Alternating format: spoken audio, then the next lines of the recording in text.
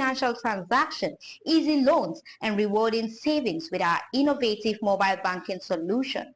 Taraba Online Markets. Buy and sell local and exotic products. Connect with suppliers and grow your businesses 247 with our vibrant e-commerce platform. TBS e-learning. Access a wall of knowledge with our comprehensive online courses and myriad of professional programs. SuperSoft. Unlock exclusive subscription-based services, discounts, and reward. Don't miss this groundbreaking products and services. Join us as we all celebrate in the future and experience the future today. Taraba Business School and Taraba News, empowering your future 247. Ascend to the future.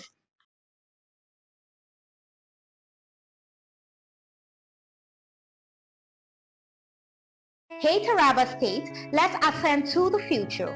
Imagine a world where entertainment, transportation, finance and commerce are at your fingertips 247. Welcome to the future. Taraba Business School and Taraba News proudly present a revolutionary lineup of products and services designed to transform your life.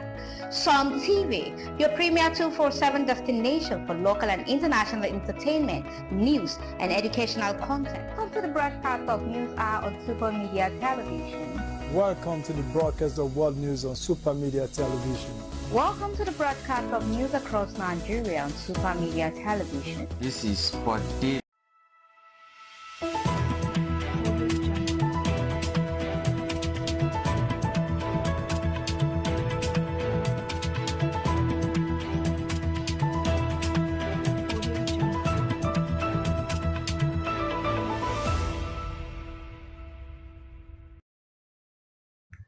Welcome to the broadcast of News Hour on Super Media Television, the pulse of the nation.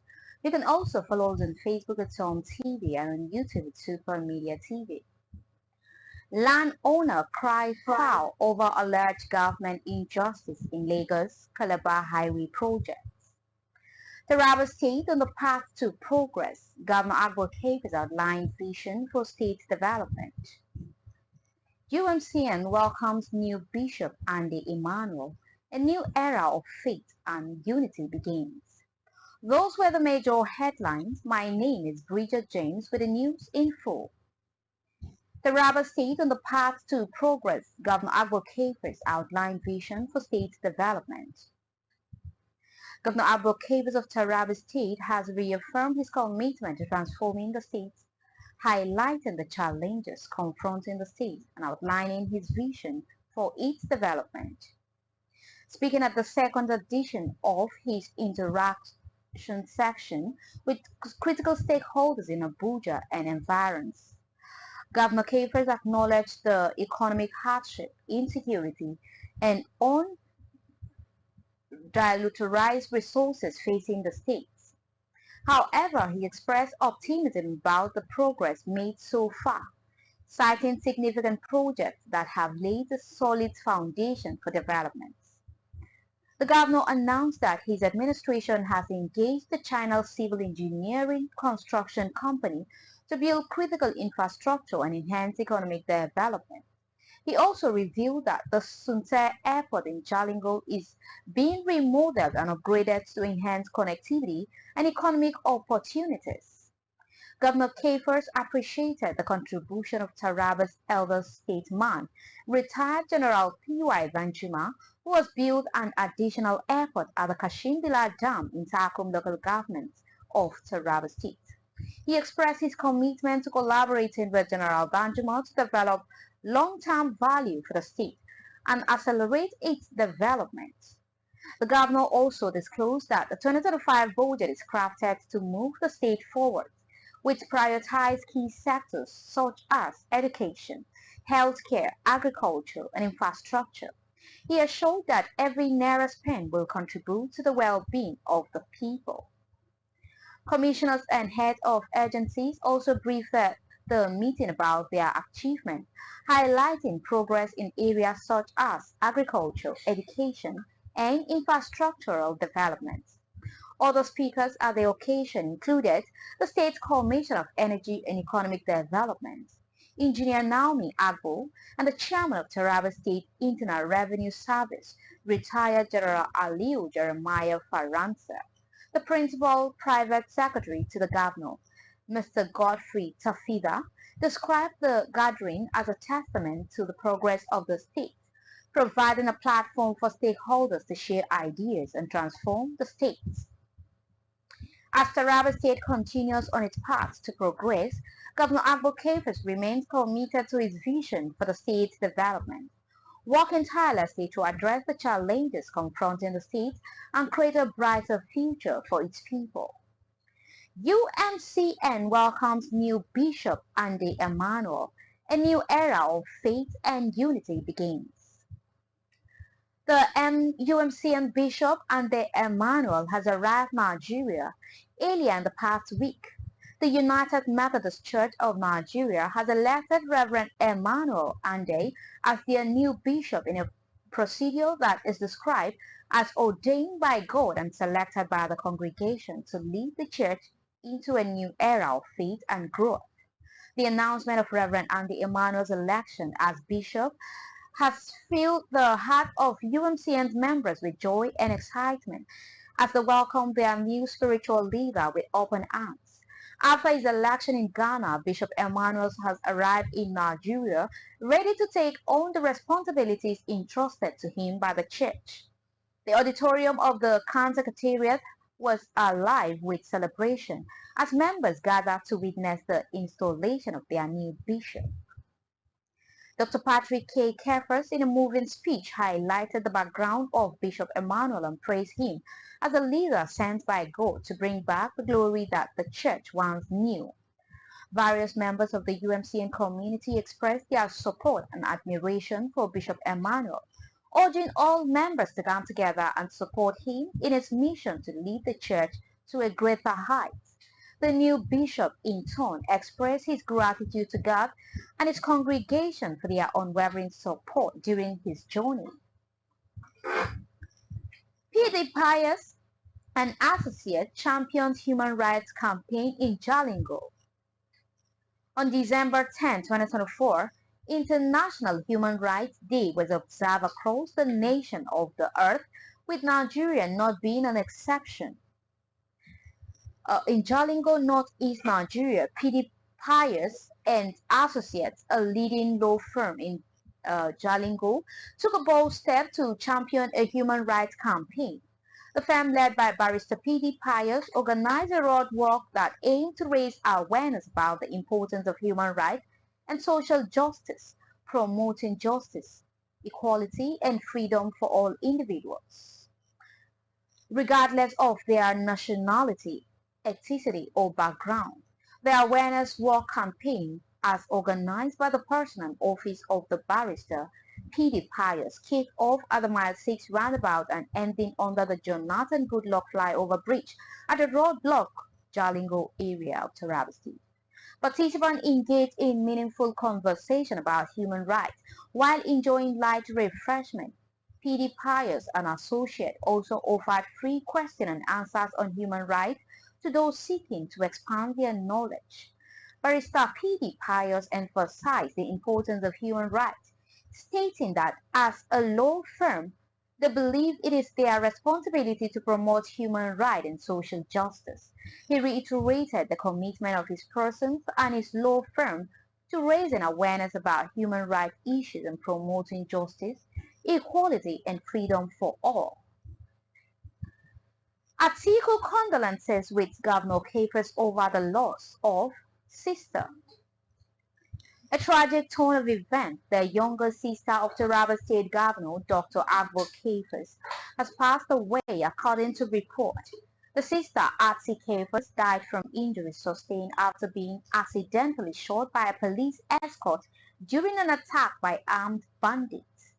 The incident occurred when suspected kidnappers attacked the convoy of the governor's mother, Jumai Capers, along the Ukari-Kente route in Ukari local government area of Taraba State. During the attack, a police officer assigned to escort the family attempted to fend off the assailants but accidentally fired a shot that struck Atsi, who was seated next to her mother. Atsi was rushed to the teaching hospital in Ukari and later transported to Abuja for advanced medical care. Unfortunately, she succumbed to her injuries, leaving the people of Taraba State in a state of mourning. In a gesture of solidarity and respect, former Vice President of Nigeria, Alhaji Atiku Abubakar paid a condolence visit to Governor Abba Kefas. This visit underscored the importance of empathy and compassion in times of grief, especially among public figures. Delta State government takes steps to enforce anti-open grazing law. The Delta State government has charged local government chairmen to set up task forces to implement the 2021 Delta State livestock breeding, rearing and marketing regulation law. This move aimed to curb the incessant clashes between herders and farmers in the state. Mr. Olisa Ifejika, Executive Assistant to the Governor on Public Enlightenment Projects and Policies, emphasized the need for the law's implementation during a one-day sensitization assembly in Akbol. He stressed that the Livestock Management Commitment and local government task forces must work together to ensure that violators face consequences. The law, which was promulgated in 2021, regulates breeding, rearing, and marketing of livestock, as well as protect farm lives and properties. Local government chairmen have been urged to constitute task forces to check illegal livestock rearing across the states. Stakeholders, including the chairman of ICA Northeast, Mr. Monday Odigbe, and the deputy chairman of the People's Democratic Party in the state, Mr. Moses Idu, have pledged their support for the law's implementation. They emphasize that offenders should not be spared given the level of kidnapping, rape, and killing associated with arm-bearing herdsmen. Representatives of Miyati Allah, market women, youth groups, and other leaders have also promised to work with local government councils to implement the anti-grazing law. Saraba will weekend take stand against gender-based violence with a fervent campaign. The women wing of the Christian Association of Nigeria, Taraba State Chapter, observed the culmination of a 16-day activism campaign against gender-based violence in Jalingo, Taraba State. This significant event took place as part of a worldwide initiative dedication to scheduling light on gender-based violence and encouraging efforts to combat and eradicate this pervasive issue. This event was just one component of a broader campaign aimed at increasing understanding and generating widespread support to address the prevalence of GBV, running from November 25th, designated as the International Day for the Elimination of Violence Against Women, through to December 10th, recognized globally as Human Rights Day. This campaign sought to galvanize everyone from individuals and communities to organizations and governments to stand against GBV by uniting people from all walks of life and calling upon them to take action. The campaign endeavored to create a lasting impact in the fight against GBV through a series of events, discussions, and initiatives. The global movement sought to amplify the voices of survivors, advocates for policy changes, and ultimately bring an end to the cycle of violence that disappropriately affects women and girls around the world.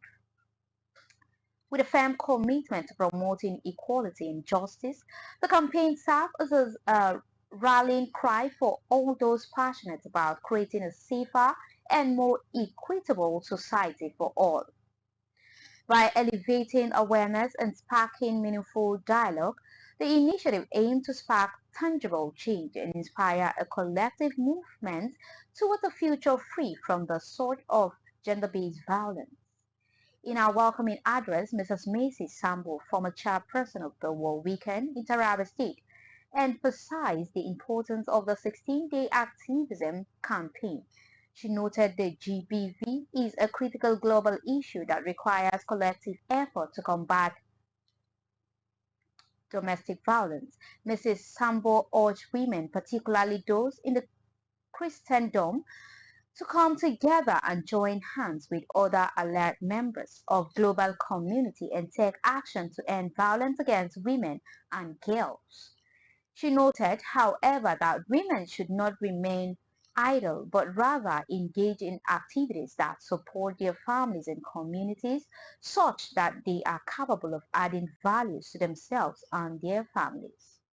Ambassador Rebecca Anthony, Northeast chairperson of World Weekend, also addressed the gathering. She urged women and all stakeholders to always fight against violence towards women and girls, emphasizing that it is a critical global issue that requires collective efforts. Ambassador Anthony noted that men are overwhelmingly the perpetrators of GBV and that their attitudes need to change to see violence truly eliminated. Barrister Shalom Donald Maijankai, delving on the legal aspect, presented a paper on the topic, emphasizing the need to challenge attitudes that perpetuate, rationalize, and normalize violence against women. She noted that violence against women is a global problem that requires global actions. Barrister Mai Junkai encouraged women to be vigilant and watchful, especially when it comes to their children. She urged them to extend love and care to other children and treat them equally as their own biological children. Among those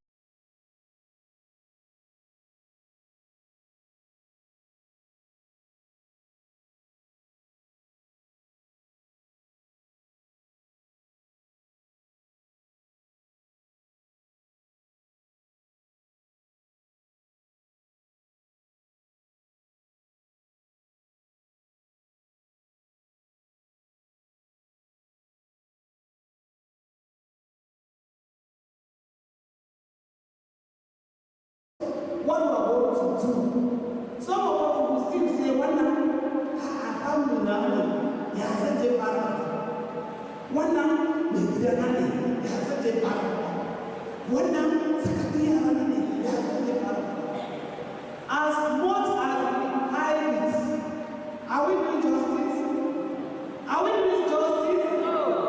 When I look at what we have been a child, young people entering Canadian. Domin sauran su gani ba ne ba rai muna da mutane da za su tsaya domin wannan abubuwa sannan kuma waɗanda wannan ya same su kada mu dinga kallon su because already suna da trouble idan muna kallon su ko muna musu magana game da abin da ya same su then abin zai kashe su internally but when we see them mu rungume su mu encourage su mu ba su haƙuri mu gaya musu ba kan sai mata ba amma zai sai a kansu za su samu courage za su samu boldness na cewa let me continue.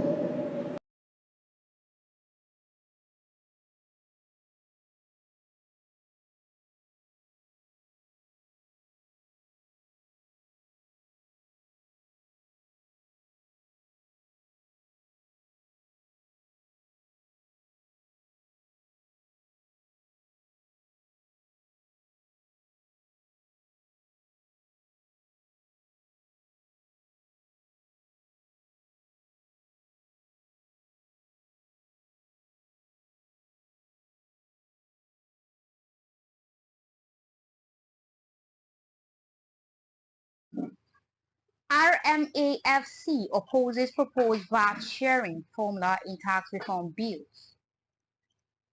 The Revenue Mobilization, Allocation and Fiscal Commission has rejected President Bola Ahmed Tinubu's proposed tax reform bill currently before the National Assembly.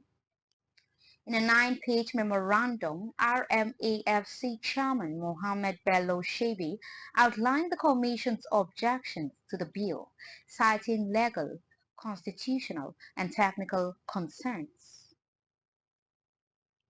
RMAFC emphasized its constitutional mandate to determine the formula for equitable revenue sharing among the three tiers of government. The Commission urged that the proposed VAT sharing formula undermine its authority, unity, and constitutional harmony.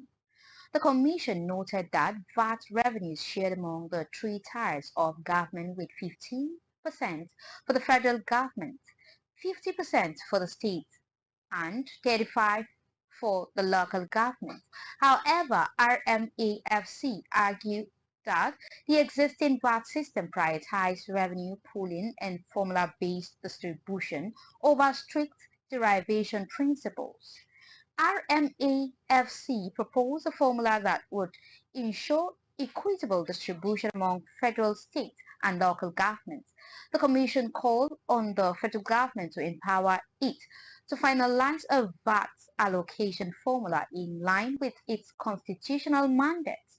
RMAFC also urged dialogue among federal, state, and local governments to secure consensus on its proposed formula. Armed men kidnap dozens in northwest Nigeria. Armed men have abducted dozens of women and children in northwest Nigeria, the latest in a spate of kidnapping that have clogged the region. The incident occurred on Sunday in the village of Kafin Dawa in Zamfara state, where men carrying assault rifles went door to door taking hostages. According to eyewitnesses, more than 50 women and children were kidnapped. The entire village was gripped by fear as gunshots echoed throughout the operation. Zamfara police have deployed additional security forces to the area. Kidnapping for ransom by armed men, known locally as bandits. It's rife in northwest Nigeria due to high level of poverty, unemployment, and the proliferation of illegal firearms. This incident is not an isolated one, as Nigeria has experienced a surge in mass kidnapping in recent years.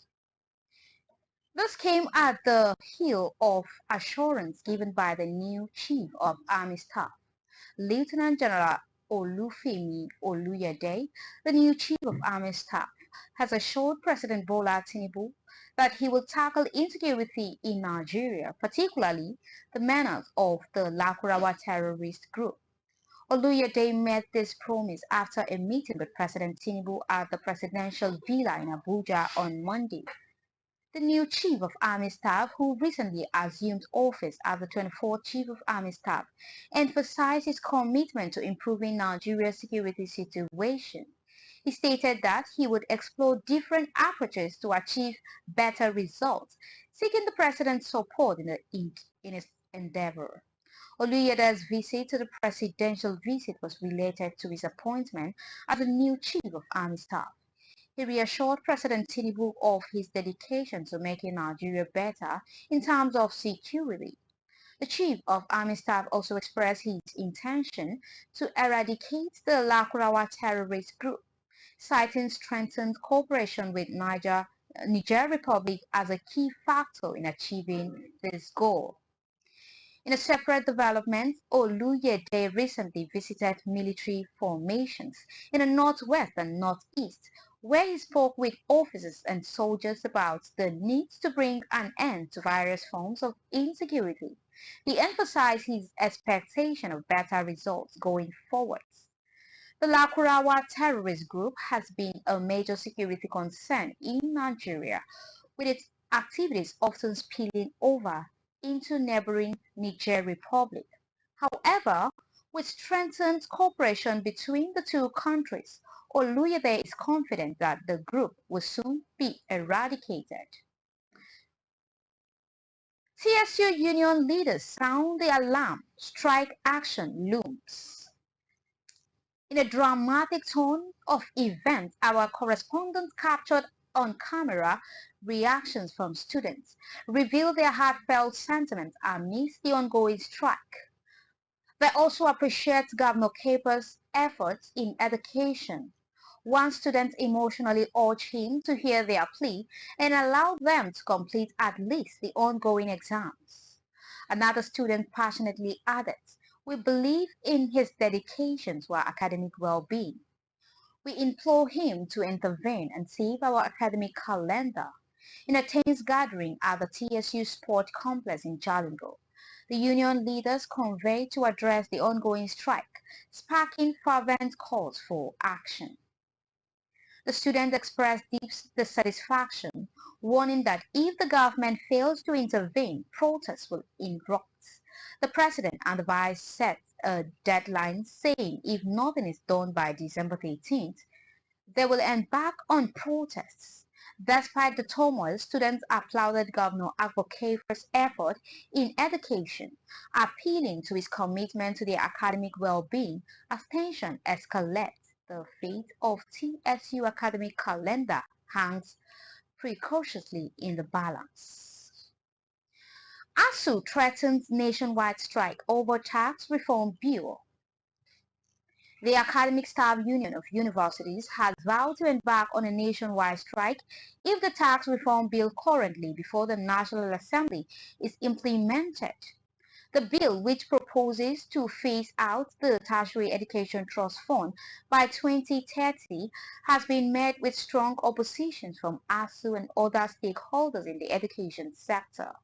According to the proposed bill, TED-Phone will receive 50% of the development levy in 2025-2026, with the remaining percentage going on to NITDA, NASENI, and NELFUND. However, by 2030, NELFUND will receive 100% of the levy, while TED-Phone, NASENI, and NITDA will receive nothing.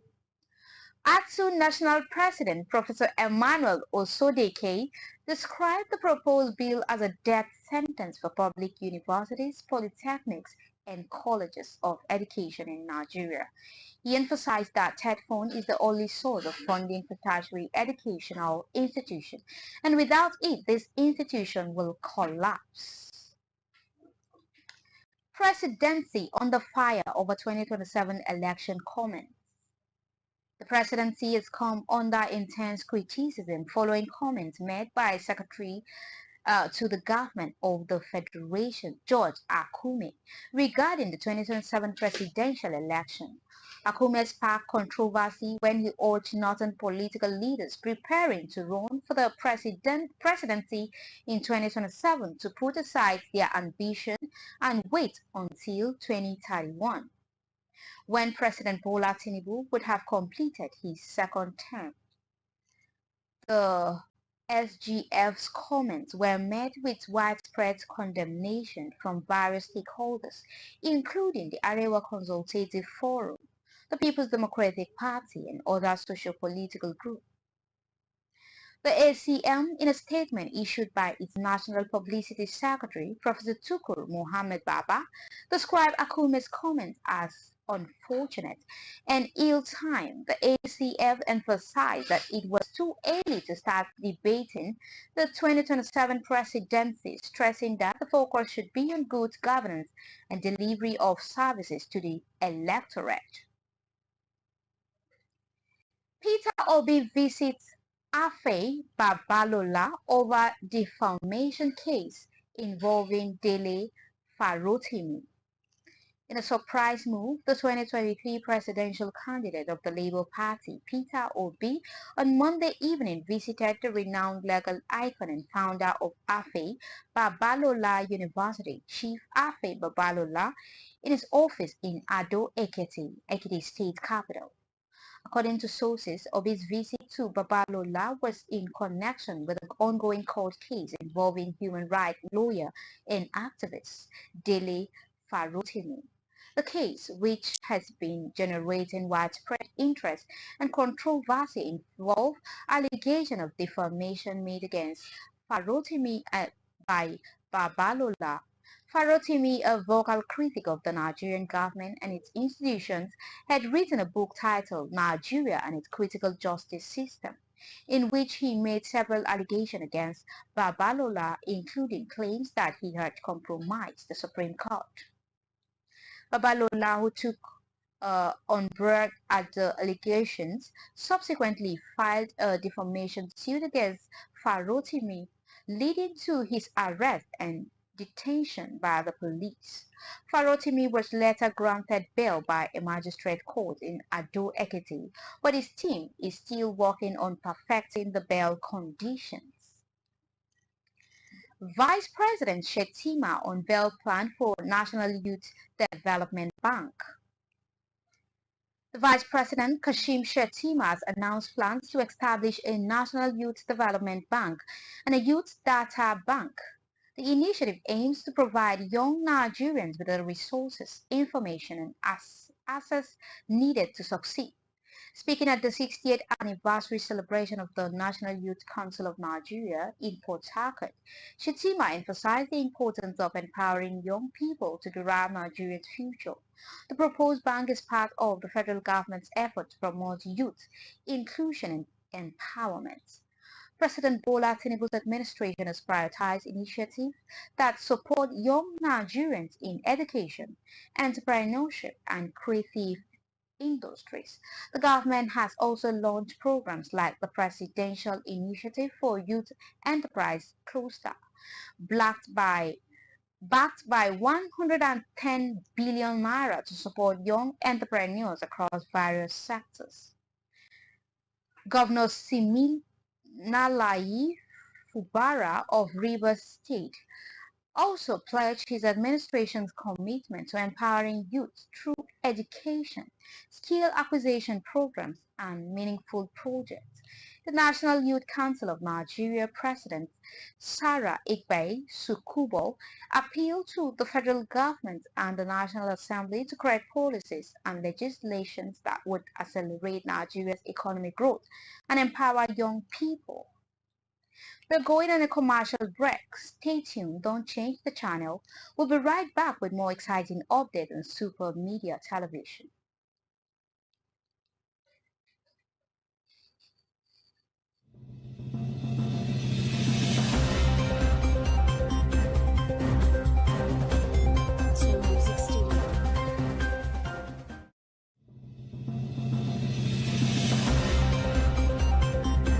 Hey Taraba State, let's ascend to the future. Imagine a world where entertainment, transportation, finance and commerce are at your fingertips 24/7. Welcome to the future. Taraba Business School and Taraba News proudly present a revolutionary lineup of products and services designed to transform your life.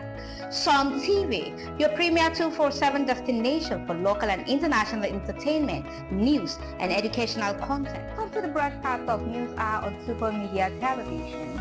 Welcome to the broadcast of World News on Super Media Television. Welcome to the broadcast of news across Nigeria on Super Media Television. This is Sport Daily on SUMTV. Good morning, Nigeria. This is the morning show from SUMTV. Supercab, safe, convenient, and affordable 24/7 transportation services across Jalingo and Taraba State.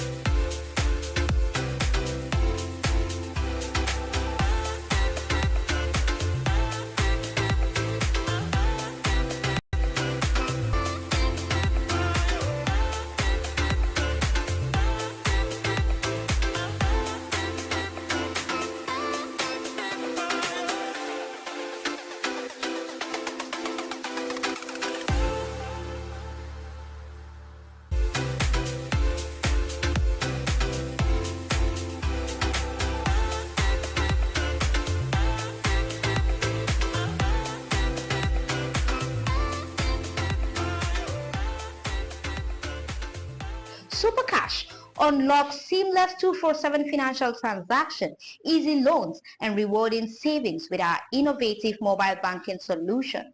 Taraba Online Markets. Buy and sell local and exotic products. Connect with suppliers and grow your businesses 24/7 with our vibrant e-commerce platform.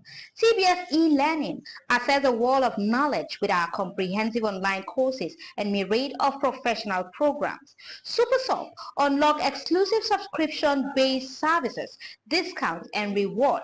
Don't miss this groundbreaking products and services. Join us as we all celebrate in the future and experience the future today. Taraba Business School and Taraba News, empowering your future 24/7. Ascend to the future. Hey Taraba State, let's ascend.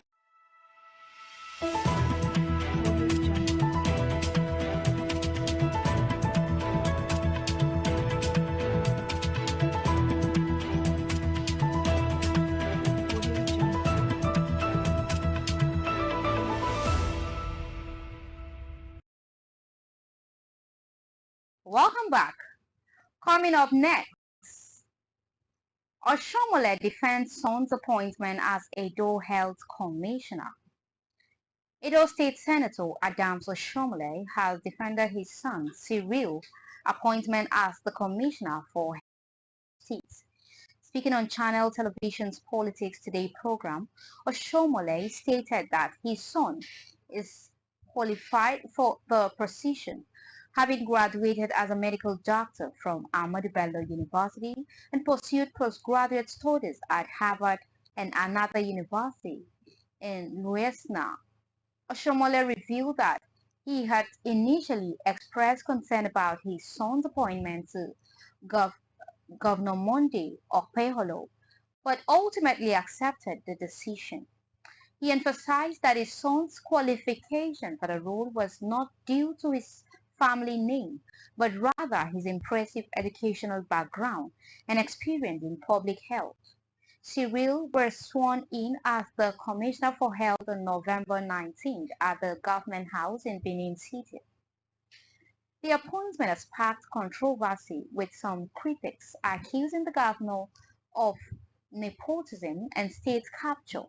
However, Oshomole maintained that his son's appointment was based on merits. CSO advocates for transparency and accountability at local government areas.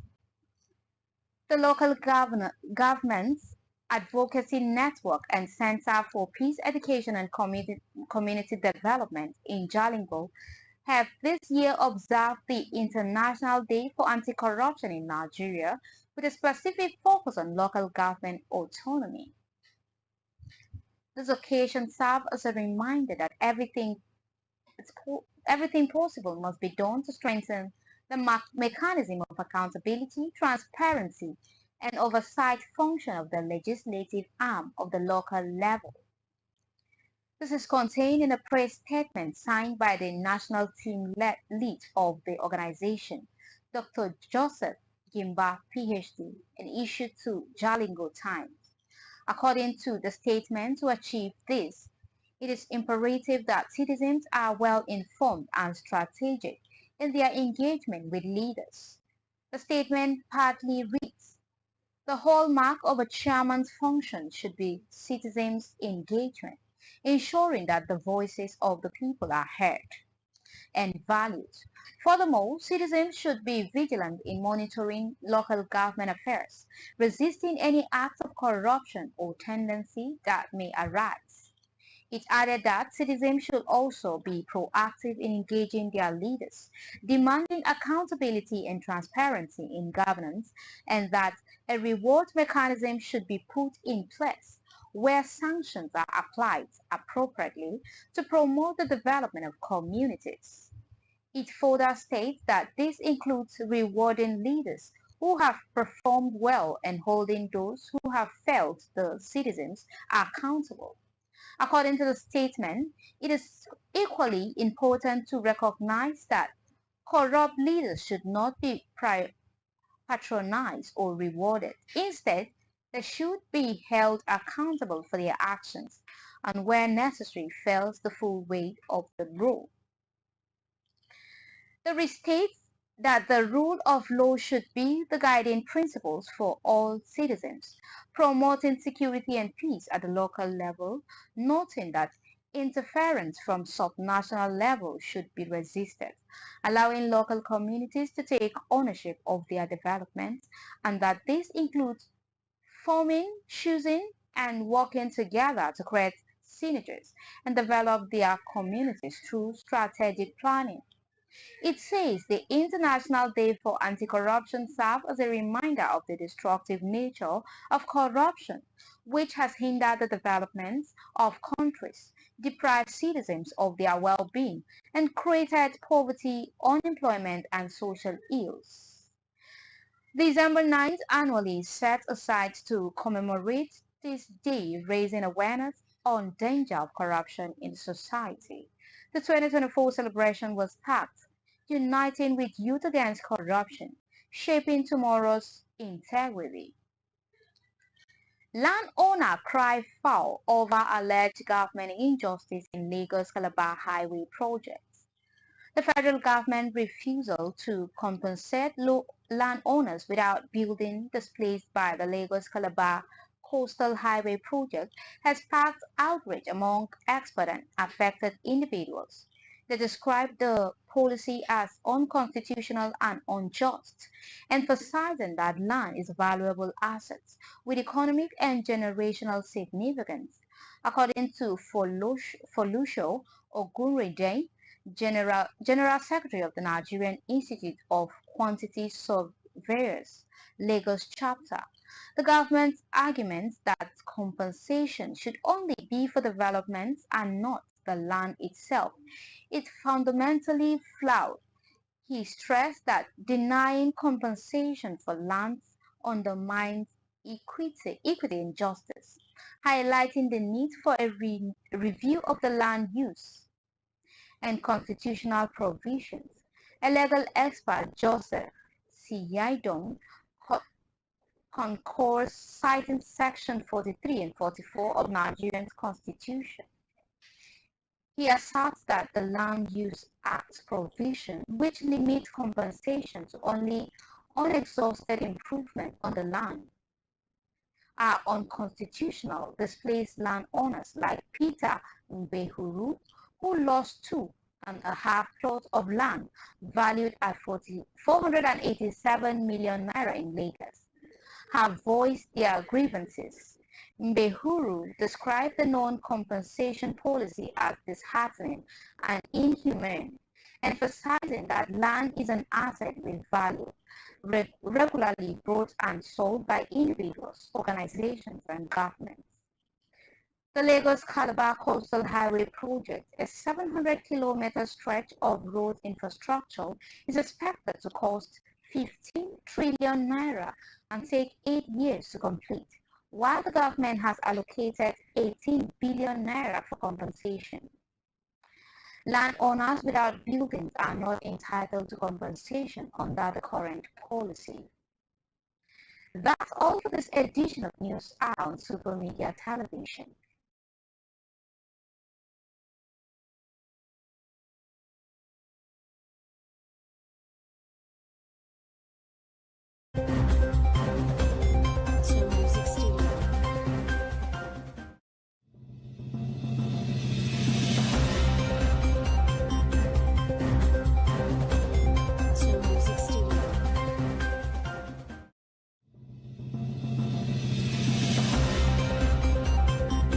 Hey Taraba State, let's ascend to the future. Imagine a world where entertainment, transportation, finance and commerce are at your fingertips 24/7. Welcome to the future. Taraba Business School and Taraba News proudly present a revolution